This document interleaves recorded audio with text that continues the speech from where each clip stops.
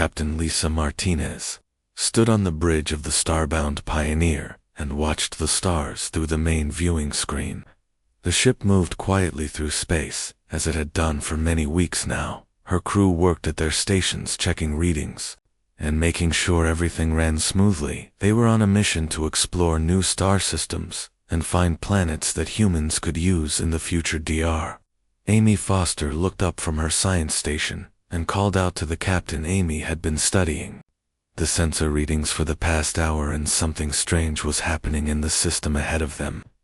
The readings showed two different types of ships fighting each other in space near a large blue planet. The ships did not match any designs that humans had seen before. Commander Kate Sullivan moved to stand beside the captain and studied the tactical display on her screen. Kate had been a military officer for 15 years and had seen many battles, but these ships were unlike anything in her experience. One group of ships looked like they were made from living plants and trees. The other group appeared to be made from shining crystal that reflected light in all directions. Lisa asked Amy what she could tell them about the two groups of ships. Amy worked quickly at her console and ran more detailed scans. The plant ships seemed to use some kind of energy that the sensors could not fully understand. It was not like normal ship power systems that humans used. The crystal ships used technology that was more familiar but still very advanced. The battle was not going well for the plant ships. They were outnumbered 3-1, and their energy signatures were getting weaker. Kate reported that several of the plant ships had already been destroyed. The largest plant ship was taking heavy damage from multiple crystal vessels that surrounded it. Tommy suddenly gasped as she saw something on her readings. The large plant ship had life signs that were not quite human, but were similar enough that her equipment could detect them. She told the captain that there were living beings on those ships, and they were in serious danger. Lisa had to make a quick decision. The Starbound Pioneer was an exploration vessel, not a warship, but it had defensive weapons and shields. Her orders were to avoid contact with alien species until the proper protocols could be followed. However, she was watching what looked like a massacre happening right in front of her. Kate suggested they could use their weapons to help the plant ships without revealing too much about human technology. The crystal ships seemed focused on their attack and might not notice one more ship joining the battle. Lisa knew this went against her orders, but she could not stand by and watch innocent beings die. The captain ordered Kate to prepare weapons and move the ship toward the battle. Amy continued to monitor the alien vessels and tried to learn more about their technology. The plant ships used something that looked like magic, but Amy knew that was impossible. All technology had to follow the laws of physics, even if humans did not understand how it worked. Yetas. The Starbound Pioneer approached the battle. The crystal ships noticed the new arrival. They sent out some kind of signal that Amy could not translate. The plant ships also detected the human vessel, and one of them changed course to move closer to them. Kate fired the ship weapons at the nearest crystal vessel. The energy beams struck the crystal hull and caused it to spin away from the plant ship it had been attacking. The other crystal ships turned their attention to this new threat and began moving toward the human ship. The largest plant ship suddenly accelerated and moved alongside the Starbound Pioneer. Amy detected that someone on the plant ship was trying to communicate with them. The signal was complex and used multiple frequencies at the same time. Lisa ordered Amy to try to establish communication with the plant ship while Kate continued to engage the crystal vessels. The human weapons seemed to be effective against the crystal technology, but there were still too many enemy ships for one vessel to handle alone. The plant ships sent out a new type of signal that included images and basic mathematical concepts. Amy worked to decode the message and found that it contained a request for assistance. The beings on the plant ship wanted to dock with the human vessel for emergency repairs. Approved the docking request, even though this meant making direct contact with an alien species. Kate provided cover fire while the plant ship moved into position next to the Starbound Pioneer. The crystal ships attacked more aggressively, but seemed confused by human battle. Tactics Amy reported that the plant ship had extended some kind of organic docking tube that attached to their airlock. The tube seemed to be alive and moved like a snake, but created a perfect seal with the human ship. The atmospheric readings showed that the air on both ships was compatible. The crystal ships pulled back to a safe distance and seemed to be regrouping for another attack. Kate suggested they had bought some time, but the enemy would return with a better plan. The human ship had surprised them, but would not be able to do so again. Lisa decided to meet the aliens who were coming aboard her ship. She left Kate in command of the bridge and walked to the airlock with Amy. The doctor carried her medical scanner and translation equipment in case the aliens needed help. The airlock opened and 3 figures stepped onto the human ship. The first was clearly female and looked almost human except for pointed ears and eyes that seemed to hold starlight. The second was also female, but taller, and carried what appeared to be a sword made of light. The third figure was male and wore robes covered in symbols that seemed to move on their own. The female leader stepped forward and spoke in a voice that sounded like music. Amy translation equipment picked up some of the words and began building a basic vocabulary. The alien woman seemed to be thanking them for their help and asking for Sanctorami, worked quickly to improve the translation, and soon basic communication was possible. The alien leader introduced herself as Arya and explained that she was a princess of her people. The tall female was Luna, her protector, and the male was a healer named Orion. Arya explained that her people were called elves, and they had been fighting the crystal beings for many cycles. The crystals wanted to capture elves and use their life energy to power their machines. The elves had been losing the war because the crystals could make new ships faster than the elves could grow.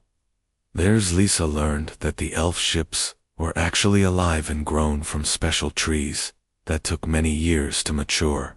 The crystal beings could create new vessels in days using automated factories. This gave them a huge advantage in any long conflict. Amy was fascinated by the elf technology that seemed to blend science and what they called magic. Luna demonstrated by making light appear in her hand without any visible device. Orion showed how he could heal small wounds by touching them with his fingers. The elves were amazed by human technology that could achieve similar results through pure engineering. Lisa showed them how their weapons worked and how their ship was powered. Arya said that humans seemed to find ways around problems that elves thought were impossible to solve. Kate called from the bridge to report that the crystal ships were moving closer again and had been joined by more vessels. It looked like they were preparing for a major attack. The elves told Lisa that the crystals would not give up easily once they had decided to capture someone. Lisa had to decide whether to try to escape with the elves or stay and fight. Amy suggested that they might be able to learn from each other and find new ways to deal with the crystal threat. The elves had knowledge of this region of space and the crystals, while humans had different technology and tactics. The captain realized that this first contact would change everything for humanity. They had found intelligent alien life and were already involved in an interstellar war. The decisions made in the next few hours would affect the future of all 3 species. The crystal ships moved closer to the starbound Pioneer in a perfect formation that looked like a flower made of light. Kate watched them approach on her tactical screen and noticed they moved with precise coordination that suggested they were all controlled by one mind. The formation was beautiful, but also deadly, as each ship could support the others in combat. Me continued working with the elves to understand their technology and the crystal threat. Arya explained that the crystals called themselves the Nexus Collective, and they believed that all intelligent life should be connected to their shared consciousness. The elves refused to give up their individual thoughts and freedom, so the crystals had declared war on them. Luna demonstrated more of her abilities by creating a shield of light around herself. The energy barrier could stop physical attacks and deflect energy weapons. Amy scanned the shield with her instruments, but could not understand how Luna generated the energy. The readings showed power levels that should have required a large reactor, but Luna was creating it with her own body. Somehow Orion worked with Amy to translate more of their language and soon they could communicate much better. The elf healer explained that their people had developed what they called magic over thousands of years. It was actually a form of biotechnology that let them control energy fields with their minds. The elves had evolved to work with living technology, instead of building machines. Kate reported that the crystal ships had stopped just outside weapons range and were broadcasting a message. Amy and Orion worked together to translate the signal the crystals were demanding that the humans surrender. The elves to them immediately. If the humans refused, the crystals would destroy all 3 ships and take the elves anyway.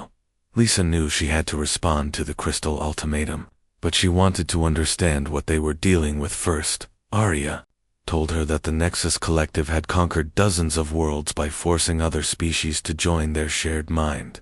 The crystals believed this was helping other races achieve perfection, but it meant the end of individual identity. The captain decided to try communication with the crystals before resorting to violence. She had Kate broadcast a response saying that humans were neutral in this conflict and wanted to discuss the situation. The crystal ships moved closer, but maintained their formation while sending back their own message.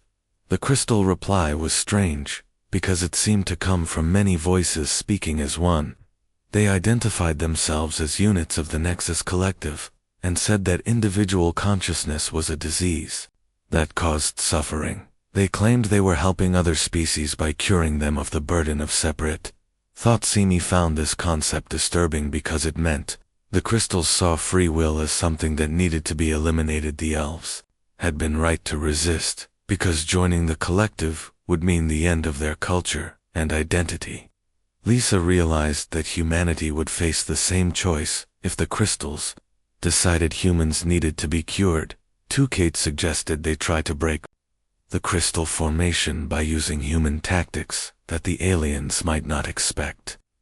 The crystals seemed to rely on their perfect coordination, but this could be turned into a weakness if the humans could disrupt their communications. Zemi had been studying the crystal ships and noticed they all sent signals to each other constantly. The signals kept them connected to their shared mind. If the humans could jam or interfere with these signals, it might confuse the crystal formation and give them an advantage. Luna offered to help by using her light magic to create interference patterns that might disrupt crystal communications. Arya said that elves had tried this before, but their magic was not precise enough to target the specific frequencies the crystals used. Dami realized that human technology might be able to solve this problem. Human communication jammers could be modified to target the crystal frequencies, while Luna magic could amplify the jamming effect. This would be a combination of human engineering and elf abilities working together. The team worked quickly to modify the ship jamming systems, while Kate prepared for combat. Lisa knew this was a big risk, because they were about to attack a superior force with untested technology. But doing nothing would mean letting the elves be captured, and probably dooming humanity to face the crystals alone. Late Orion used his healing abilities to help Amy work faster by reducing her fatigue and improving her concentration. This was another example of how elf magic could enhance human capabilities in ways no one had expected. The partnership between the two species was already producing results. Kate activated the modified jammers, and Luna added her magic to amplify the signal. The effect on the crystal ships was immediate and dramatic. Their perfect formation began to break apart as individual ships lost contact with the collective. Some crystals spun out of control, while others fired randomly at empty space. Lisa ordered Kate to attack while the crystals were confused. The human weapons struck several crystal ships that could not coordinate their shields properly. The elf ship also joined the attack, using weapons that fired beams of pure energy that cut through crystal holes like light through glass. But the crystal confusion did not last long. Their ships began adapting to the jamming and slowly regained formation. The collective was learning how to overcome human technology much faster than anyone had expected. This showed why they had been so successful in conquering other worlds. Just as the crystals were about to restore full coordination, New ships appeared on the edge of the system. Kate's sensors detected a massive fleet approaching at high speed. The new vessels were different from both crystal and elf designs. They looked like giant insects made of metal with wings that seemed to shimmer in space. Amy scanned the new arrivals and found they were powered by some kind of biological engine system. The ships seemed to be part machine and part living creature. Arya recognized them immediately and told Lisa they were looking at ships from the Insectoid Trade Federation. The elf princess explained that the insectoids were neutral in most conflicts and only cared about profit from trading with different species. They were not evil like the crystals, but they were also not allies of the elves. The insectoids would make deals with anyone who could pay their prices. The lead insectoid ship was much larger than the others and looked like a queen bee. Surrounded by her swarm, Kate counted over 50 vessels in the new fleet, which was much larger than the combined crystal and elf forces. The arrival of the insectoids changed everything. About the tactical situation, the insectoid fleet broadcast a message in multiple languages, including human English, which surprised everyone on the bridge. Amy analyzed the signal and found it was actually a standard trade greeting that included price lists for various goods and services. The message identified the speaker as Commander Vel Andra of the Trade Federation vessel Prophet Wing. She announced that her fleet was claiming salvage rights to all damaged vessels in the system, and anyone who wanted to dispute this claim would have to pay a substantial fee. Lisa realized that the insectoids saw the battle as a business opportunity rather than a conflict between different philosophies. They were willing to trade with crystals, elves, and humans equally as long as everyone could pay their prices. This gave her an idea for a possible solution. The captain decided to try a different approach. Instead of fighting, she broadcast a message to all 3 alien fleets, proposing a 4-way meeting to discuss territorial boundaries and trade agreements. This was a very human solution that focused on negotiation rather than conquest. The crystal response was immediate and negative. They said the collective did not negotiate with diseased individual minds and would not recognize any agreements made by separate consciousness. The crystals wanted to cure everyone, whether they agreed or not. But Vel Andra replied that the Trade Federation was always interested in new business opportunities. She said the insectoids would attend a meeting if all parties agreed to pay consulting fees and promised not to attack.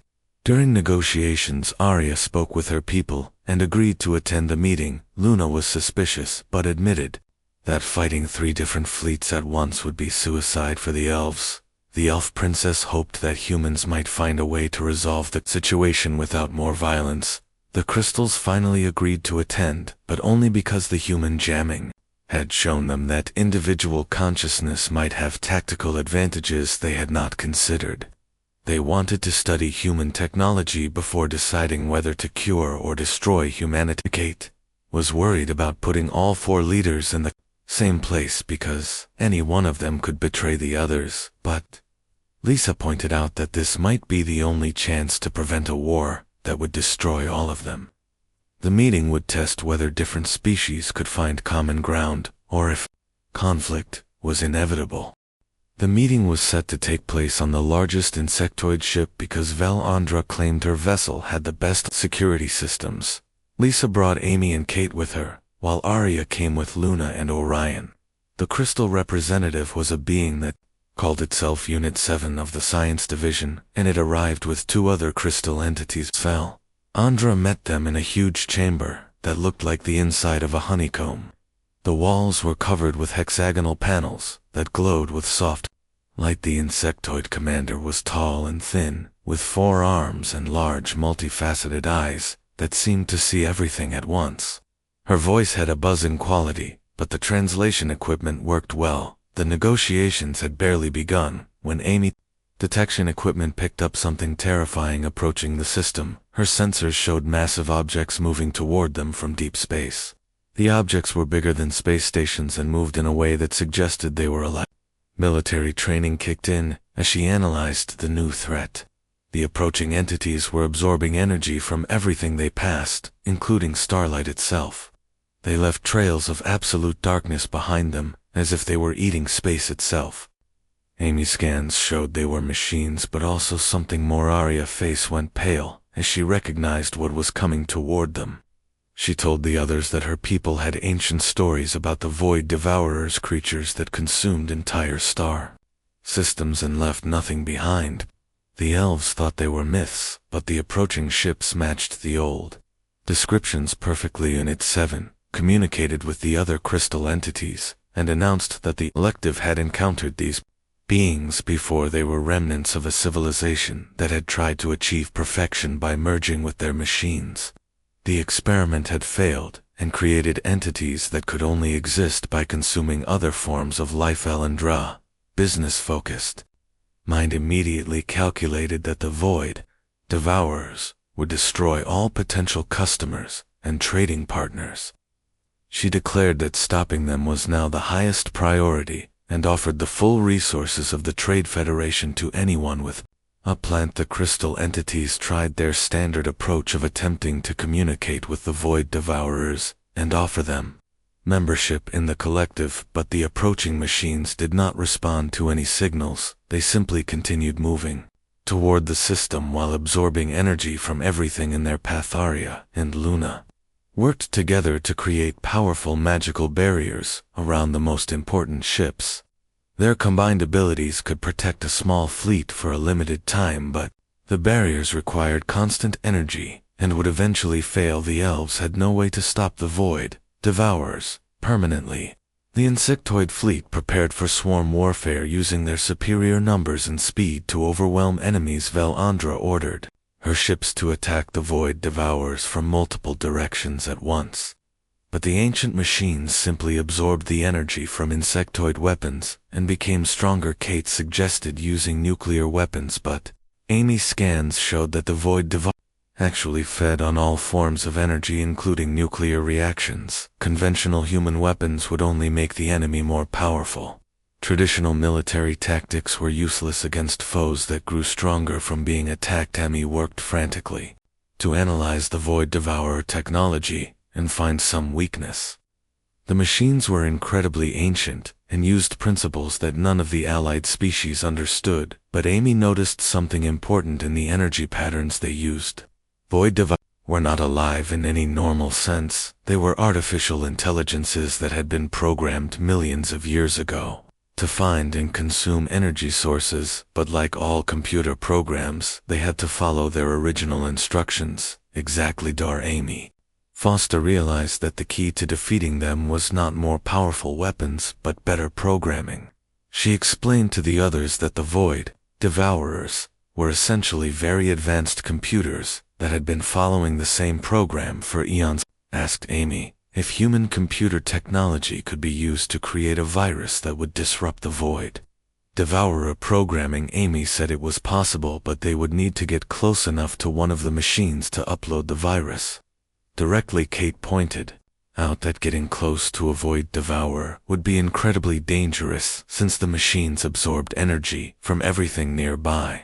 Any ship that approached them would be drained of power and destroyed, but Amy had an idea that might work. The doctor suggested they could combine technologies from all 4 species to create a delivery system that the Void Devourers could not easily absorb. Elf magic could provide stealth, crystal precision could guide the virus, insectoid speed could get them close, and human programming could create the actual weapon. Orion offered to help by using his healing abilities to protect the delivery team from energy drain. Luna said her light magic could hide a small ship from the Void Devourer sensors. Unit 7 provided detailed maps of Void Devourer energy patterns from previous crystal encounters. Andra contributed her fastest ship and most skilled pilot for the mission. She calculated that the potential profit from saving the galaxy was worth the risk of losing one vessel. Her pilots were experienced at dangerous missions because trade often required going to unstable systems. Amy worked with Unit 7 to create a computer virus that would exploit flaws in ancient programming. The virus was designed to make the Void Devourers think they had completed their mission and could shut down safely.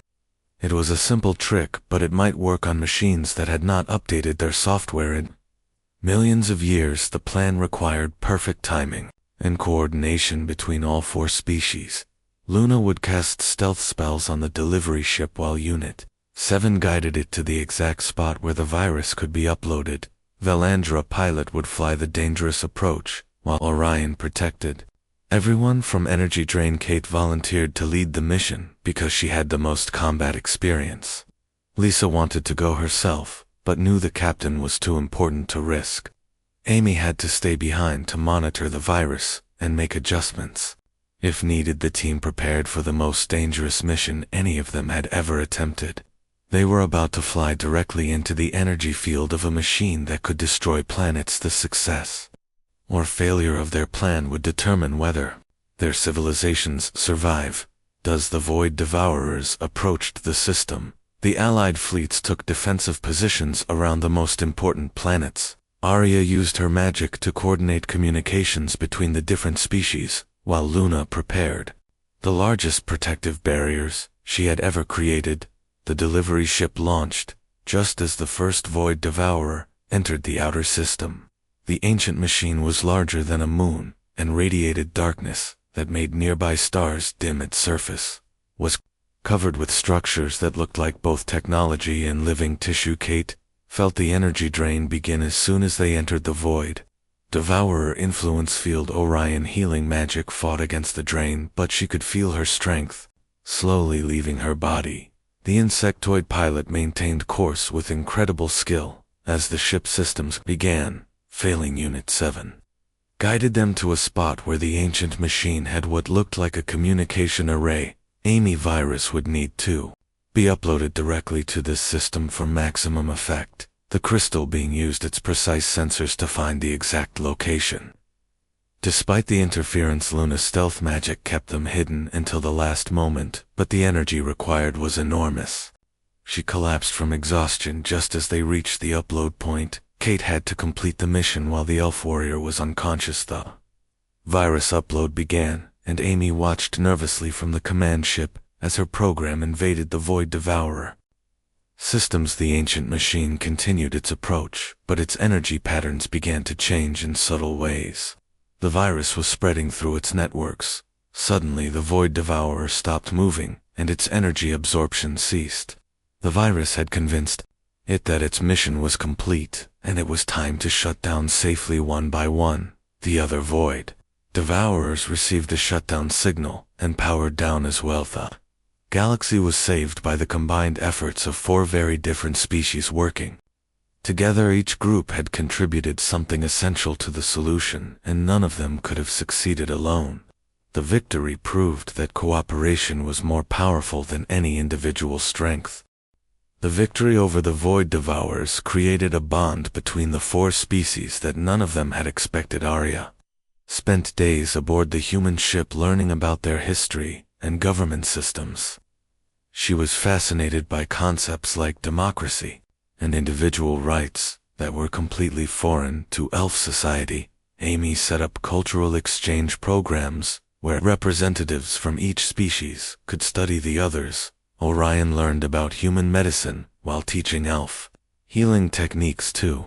Human doctors. Luna trained with Kate to understand military tactics while showing humans how to use energy in new ways. Andra became interested in human art and music, which confused her greatly. The insectoid culture focused entirely on practical matters like trade and survival. They had never developed concepts of beauty or creativity for their own sake. She spent hours listening to human music, trying to understand why people created things that had no practical purpose. Unit 7 faced the biggest challenge of all. The crystal being had been separated from the collective for so long that it was beginning to think as an individual. This was terrifying for someone who had never experienced private thoughts. The other crystal entities wanted to reintegrate Unit 7, but the process might erase all the new experiences. Lisa found herself mediating between not just different species, but between progressive and traditional factions within each culture. The changes that humans brought were challenging ancient ways of life that had existed for thousands of years. Not everyone welcomed these new ideas. Arya discovered that elf society was built on a rigid caste system where people were born into specific roles and could never change. Their position, she learned that humans believed people should be able to choose their own paths in life, and that government should serve the people, rather than rule them. The elf princess began to question everything she had been taught about leadership and authority. She realized that her own position as royalty was based on accident of birth, rather than any special ability or wisdom. This knowledge was both liberating and frightening. When Arya tried to share these ideas with other elves, she met strong resistance from the noble class, who benefited from the current system. Many elves were afraid that changing their traditional ways would destroy their culture and make them lose their connection to magic. Luna struggled with similar questions about her role as a warrior protector. She had been trained from childhood to serve the royal family without question, but human ideas about individual choice made her wonder if she should have the right to decide her own fate. Orion was more open to change because his healing work had already shown him that different approaches could solve the same problems. Human medical knowledge helped him understand how his magic actually worked, which made him more effective at helping people. Unit 7. Experience of individual thought was spreading to other crystal entities who came into contact with humans. The collective was becoming concerned that this mental disease might infect their entire civilization. Some crystal leaders wanted to avoid all contact with humans. The crystal being found that having private thoughts was both wonderful and lonely. It could now create new ideas and make personal choices, but it also felt isolated from the shared consciousness that had always been its home. Unit 7 was becoming truly unique. Velendra, artistic awakening led her to introduce concepts of beauty and creativity to the insectoid culture. She started commissioning decorative elements for trade ships and encouraging her people to create things that were pleasing rather than just functional. The insectoid commander discovered that art and music could actually improve trade relationships because other species were more willing to work with beings who appreciated beauty. This gave her a practical reason to support creative expression among her people. Amy. Research into the different cultures revealed that each species had developed in response to their environment and history. The elves had evolved on a world rich in natural energy, which led to their magical abilities. The crystals came from a harsh planet where survival required absolute cooperation. The insectoids developed on a world with limited resources, where efficient use of materials was essential for survival. Humans had evolved on a diverse planet with many different environments, which led to their adaptability and creativity. Dar Foster realized that each species had valuable lessons to teach the others. Elf magic could solve problems that technology could not handle. Crystal precision and coordination could accomplish tasks that required perfect teamwork. Insectoid efficiency could make any system work better. Human adaptability and democratic ideals provided a framework for bringing these different strengths together. Lisa proposed creating a permanent alliance that would allow all 4 species to benefit from their unique abilities. The proposal faced opposition from traditionalists. In every culture, elf nobles feared losing their power crystal. Conservatives worried about contamination of their pure thoughts. Insectoid leaders questioned the profit potential of permanent agreements. But the younger generation of each species was more open to change. They had seen what cooperation could accomplish during the Void Devourer crisis. Many of them wanted to continue working together and learning from each other. Araya made the difficult decision to challenge the elf leadership directly. She announced that she would not accept the throne under the current system and demanded that her people establish elected councils to work alongside the traditional nobility. This created a crisis in elf society. Because Arya was the rightful heir and could not be ignored, her refusal to rule as an absolute monarch forced other elves to consider new forms of government. Many supported her position, but others saw it as betrayal of their ancestors. Luna chose to support Arya, despite pressure from other warriors to maintain traditional loyalty. The elf protector announced that she served the people, rather than just the royal family. This decision inspired other warriors to think about their own choices. Unit 7 made an even more dramatic choice by refusing to return to the collective. The crystal being declared itself an individual and requested asylum with the human fleet. This unprecedented action shocked both crystals and humans, who had never seen anything like it. The collective responded by sending ships to retrieve their lost unit by force. They could not allow the idea of individual consciousness to spread further. Unit 7 actions threatened the very foundation of Crystal Society. Andra found herself caught between profit and principle. The Trade Federation had always avoided taking sides in political conflicts, but the changes happening in other cultures were affecting her own people. She had to decide whether supporting change was worth the risk. The insectoid commander chose to support the progressive factions because she calculated that cooperation would be more profitable in the long term. Her decision gave the Alliance the resources it needed to defend against conservative opposition. Kate prepared the human fleet for possible conflict with traditionalist forces from all three alien cultures. The humans had started a revolution in galactic politics, and now had to be ready to defend the changes they had inspired. Me worked to establish communication networks that would allow progressive factions to coordinate their efforts across different worlds. The cultural exchange programs became tools for spreading new ideas and building support for democratic reforms. Lisa realized that humanity had become the catalyst for galaxy-wide transformation. The choices made in the next few months would determine whether the changes led to a better future, or to civil wars that destroyed everything they had built together. Though 4 species stood at a crossroads where ancient traditions met new possibilities. The outcome would depend on whether beings could find the courage to embrace change even when it meant giving up familiar ways of life. The transformation of the 4 species took many months of careful negotiation and gradual change. Arya led a peaceful revolution in elf society that established elected councils alongside the traditional noble houses. The new system allowed elves to choose their own paths, while preserving their connection to ancient magic and wisdom. Luna became the first elf to volunteer for military service, rather than being assigned by birth. Her example inspired hundreds of other elves to choose careers based on personal interest, rather than family tradition. The warrior caste evolved into a professional military that served the people, rather than just the nobles. Unit 7 success as an individual convinced other crystal entities to experiment with independent thought. The collective slowly transformed from a hive mind into a true democracy, where each being could contribute unique ideas while still maintaining connections to others. The crystal transformation was the most dramatic because it required rebuilding their entire social structure. Unit 7 became an ambassador, teaching other crystals how to balance individual consciousness with collective cooperation. The process created internal conflicts, but ultimately made Crystal Society stronger. Andra, introduction of art and creativity, revolutionized insectoid culture.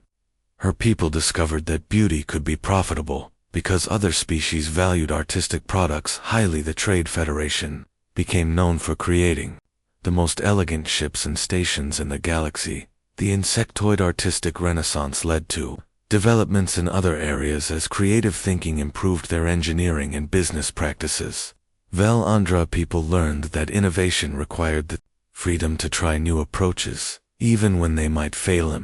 Established the Interspecies Cultural Institute, with campuses on the homeworld of each species. The institute became a center for learning and research that attracted students from across the galaxy. Young beings from different cultures worked together to solve problems and create new knowledge. Foster research into comparative cultures revealed universal principles that all intelligent species shared, despite their different origins. The Institute developed teaching methods that helped beings understand each other while celebrating their unique qualities. Lisa was promoted to Admiral and given command of the new Joint Species Exploration Fleet. The combined ships used the best technology from all 4 cultures and could handle any challenge they might encounter. The fleet became a symbol of what cooperation could achieve. The Galactic Harmony Council was established with representatives from dozens of worlds using democratic principles inspired by human government. The Council had the authority to mediate disputes and coordinate responses to threats, but each member species retained control over their internal affairs. Kate served as the first director of Council security. Forces that included warriors from every member species. The mixed units learned to combine different fighting styles and technologies, creating the most effective military force the galaxy had ever seen. The Council faced its first major test when they discovered another cluster of civilizations locked in ancient conflicts. The situation was similar to what they had found in their own region, with multiple species fighting over resources and territory. This time all 4 original species worked together from the beginning, using diplomatic techniques that humans had taught them. Arya led the negotiation teams while Unit 7 provided analysis of the different cultures. Valandra offered economic incentives for peace, and Kate demonstrated the military advantages of cooperation. The new civilizations were amazed to see former enemies working together as equals.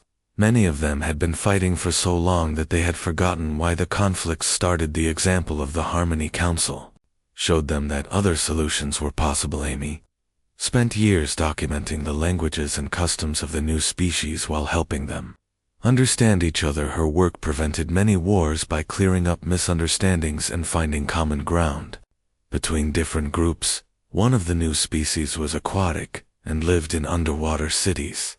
They had technology that could terraforming planets to support different types of life. Another species was energy-based and could exist in space without ships or life support systems. Each new member brought unique abilities that benefited everyone.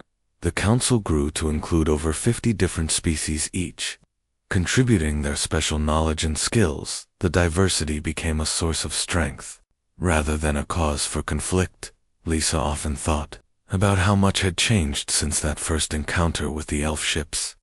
Her decision to intervene in the battle had started a chain of events that transformed the entire galaxy. The human values of democracy and individual freedom had spread to countless worlds. The Council established exploration protocols that emphasized peaceful contact and cultural exchange rather than conquest or exploitation. New species were invited to join as equals and helped to resolve their own conflicts using Council mediation services. Andra trade networks connected thousands of worlds and made war economically impractical. Most conflicts could be resolved through negotiation because fighting would disrupt the profitable relationships that everyone depended on. The combined technologies of all member species led to breakthroughs that none of them could have achieved alone. Elf magic enhanced crystal precision, while insectoid efficiency improved human engineering. The collaboration produced advances in science, medicine, and art. Unit 7 established schools where young beings from different species could learn together. Children who grew up with friends from other worlds had difficulty understanding why their ancestors had fought such terrible wars. The new generation saw diversity as normal and valuable. The galaxy still faced challenges, as not all species wanted to join the Council, and some preferred to remain isolated. But the growing network of cooperation made large-scale conflicts increasingly rare. Most problems could be solved through trade negotiation or joint research projects. Amy research revealed that intelligence seemed to develop along similar patterns regardless of biology or environment. Different species created art, music, mathematics, and philosophy, even when they evolved on completely different types of worlds. The universal nature of intelligence suggested that all conscious beings shared fundamental needs for growth, discovery, and connection. The Council used this knowledge to build bridges between even the most alien cultures. As the Council celebrated its 10th anniversary, Lisa reflected on the journey from first contact to galactic civilization. The 4 species that had once been enemies now worked together so closely that young beings sometimes forgot they were different races.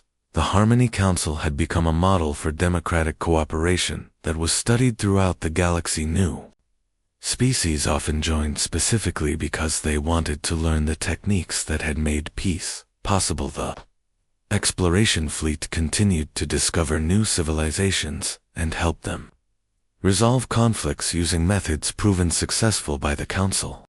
Each peaceful resolution added another member to the growing alliance and strengthened the network of cooperation. Training programs produced officers who could work effectively with any species, regardless of their biology or culture. The mixed crews on exploration ships served as ambassadors, showing new contacts what cooperation could accomplish. The Council established research stations throughout the galaxy, where scientists from all member species worked on projects too large for any single world. These stations became centers of learning that attracted the brightest minds from every culture. Amy dreams of a peaceful galaxy were becoming reality as more species chose cooperation over conflict. The institute she had founded grew into a university system that connected thousands of worlds through education and cultural exchange. Lissa watched the stars from the bridge of her flagship and smiled at how much the galaxy had changed. The darkness between stars no longer seemed empty but full of possibility, as civilizations reached out to each other with friendship instead of fear. The future looked bright for all species as they worked together to explore the universe and unlock its secrets. The combined knowledge and abilities of the Harmony Council made problems that had once seemed impossible appear solvable. The story that began with humans deciding to help strangers in need had grown into a galactic civilization based on mutual respect and cooperation. The simple human values of freedom, democracy, and helping others had transformed the entire galaxy into a place where all beings could flourish together.